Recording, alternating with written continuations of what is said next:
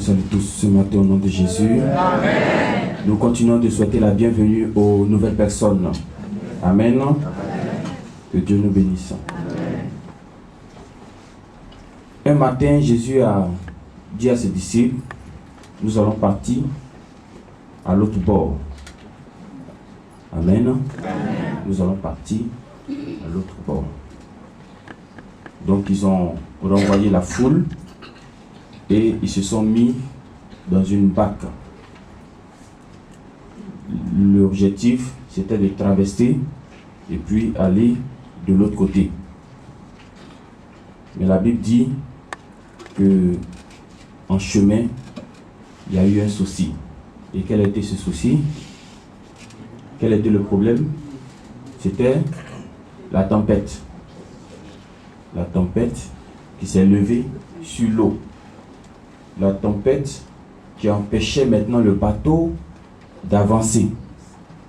La tempête qui voulait mettre, ou qui a mis même en péril, l'assurance des disciples.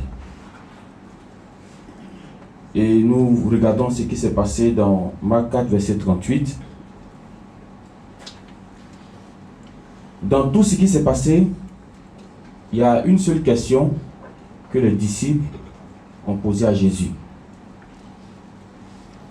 Et la question qu'ils lui ont posée, ce n'est pas de savoir pourquoi la tempête s'est levée. Ce n'est pas de savoir pourquoi notre bateau était petit ou pourquoi notre bateau n'a pas affronté le vent. Mais la question dans Marc 4, verset 38, d'abord Jésus et lui, ils dormaient à la poupe sur le coussin. Il le réveillait et lui dit, voici la question, Maître, ne t'inquiètes-tu pas de ce que nous périssons? Dans la version Parole de vie, la Bible dit Jésus est à l'arrière. Il dort, la tête sur un coussin. Ses disciples le réveillent et lui disent, Maître, nous allons mourir. Cela ne te fait rien. Amen. Amen. Nous allons mourir. Cela ne te fait rien. Donc les disciples posent la question à Jésus. Notre sécurité là, ça ne t'inquiète plus. Tu vois la situation et puis tu ne parles pas. Tu sais la situation. Tu connais le problème de chacun ici. Tu connais ce qui a conduit les nouvelles personnes. Dieu sait quand tu as problème au travail. Dieu sait quand tu as problème à la maison. Dieu sait quand tu as problème aussi dans tes finances. Mais la question des disciples, c'est pourquoi il ne réagit pas. Donc tu vas nous laisser mourir comme ça. Tu vois le problème. Tu vois la situation. Tu sais que ça ne va pas dans tel domaine de notre vie. Mais pourquoi, Seigneur? Je vais, je viens, je fais tout.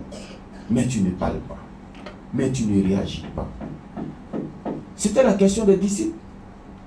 Et aujourd'hui, c'est la question de certaines personnes parmi nous. Parce que pour toi, Dieu sait que tu es au chômage. Il sait que tu es sans emploi. Et ce, depuis longtemps. Mais la question, pourquoi il ne réagit pas? Il sait que tu es en attente d'un enfant. Parce que ça fait longtemps que tu cherches un enfant. Jésus, ça ne te dit rien. Ça ne te fait rien. Amen. Amen. C'était la question des disciples. Et c'est la question de certaines personnes ici. Mais moi, je voudrais en même temps ouvrir une parenthèse pour dire à quelqu'un que la main de l'Éternel n'est pas courte pour sauver. Amen. Ni son oreille dure pour entendre. Mais si tu sais que dans ta vie,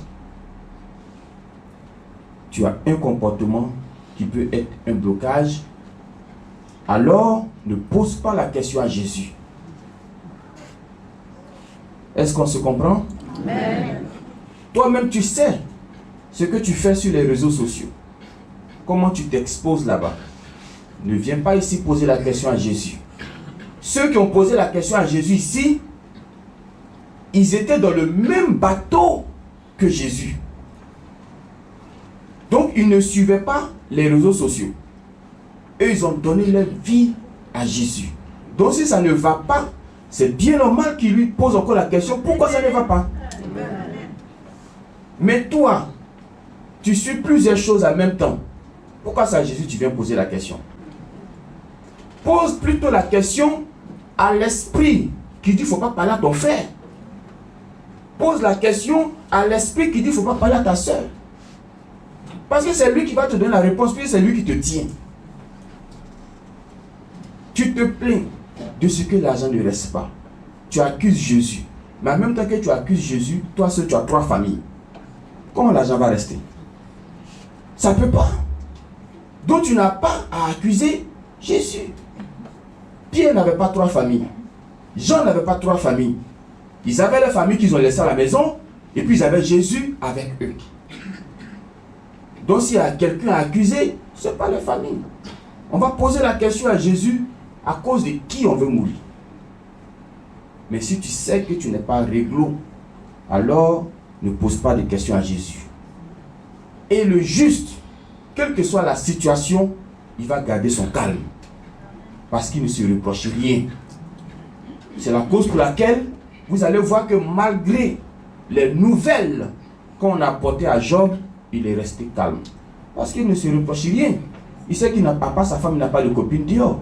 Il sait qu'il n'est pas donné à la cigarette, il n'est pas donné à la boisson. Donc lui, il sait où son problème est quitté. Pourquoi il va s'affoler?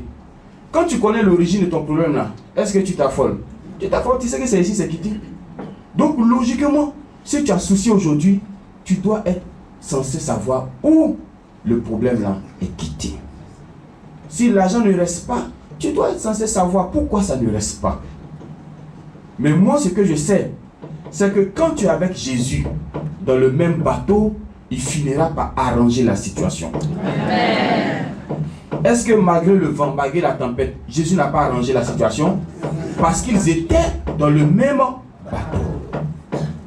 Mais si toi, Jésus voit ta situation de loin, tu es au loin, tu dis Jésus, je vais mourir, mais tu vas mourir là-bas. Est-ce que là-bas tu es, c'est lui qui t'a envoyé là-bas?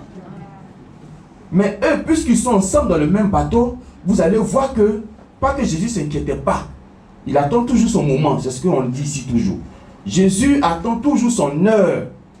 Ce n'est pas parce que la situation est chaude qu'il va se précipiter pour faire pour toi. Ce n'est pas parce que la situation veut te tuer qu'il va se lever pour dire, ah non, il faut... Non, non, non, c'est pas comme ça marche. Lui, il vient quand il veut. Au temps favorable. Pas pour vous, pour lui. Donc que le vin manque, il s'en fout. Si son temps n'est pas arrivé, il ne fait pas. Que Lazare soit malade, même si c'est son meilleur ami, il fait 10 000, il s'en fout. Mais quand son heure va venir, là, la situation dans laquelle il va trouver Lazare, même si c'est une situation lamentable, et je vous assure que la situation dans laquelle il a trouvé Lazare, aucun homme sur la terre, aucun homme dans le ciel ne peut arranger cette situation. Mais lui, il a arrangé. Parce que lui et puis Lazare, là, ils sont dans le même bateau. Donc si toi, tu es dans le bateau du Dieu de Papa Florian, tu n'es pas dans le bateau d'une copine quelque part sur l'eau là-bas, et puis la tempête est en train de vous noyer, puis tu cries Dieu de Papa Florian, il ne va pas venir là-bas. Tu es dans le bistrot, et puis tu appelles Dieu de Papa Florian, il ne va pas venir là-bas. Parce qu'il va dire, c'est pas moi qui t'ai envoyé dans ce bistrot. Tu es saoulé, tu es tombé dans le trou, tu dis Dieu de Papa veut me sauver. Il va te sauver comment? Il ne viendra pas dans ce trou. Gloire à Dieu. Amen. Donc dans quel bateau vous montez? Dans quel trou vous êtes? Sinon dans le trou où ils ont jeté Joseph là, il était là-bas. C'est pourquoi il a permis que Joseph sorte du trou. L'endroit n'est pas le plus important. Le plus important c'est que où tu es là, Dieu doit être là-bas avec toi. Amen. Il y a des gens qui sont en prison, Dieu va les laisser là-bas parce qu'il n'est pas là-bas avec eux. Mais quand Joseph, ils l'ont mis en prison, Dieu l'a fait sortir. Pourquoi? Parce que Dieu était là-bas avec lui. Donc, où tu mets tes pieds, il faut que Dieu soit avec toi. Là, si ça chauffe, si c'est dur, c'est difficile. Il a dit, j'ai vaincu le monde, c'est vrai. Mais vous allez avoir des tribulations. C'est-à-dire, vous allez avoir souffrance. Mais souffrance là, il sera avec vous.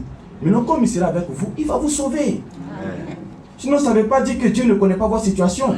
Vous qui venez chaque fois, tu dis, je vais parler à Dieu, je ne vois pas Florent. Est-ce que ça veut dire qu'il ne connaît pas ta situation? Il connaît. Il sait que ton enfant ne reste pas à la maison. Il sait que ton mari dort dehors. Il connaît toutes ces choses-là.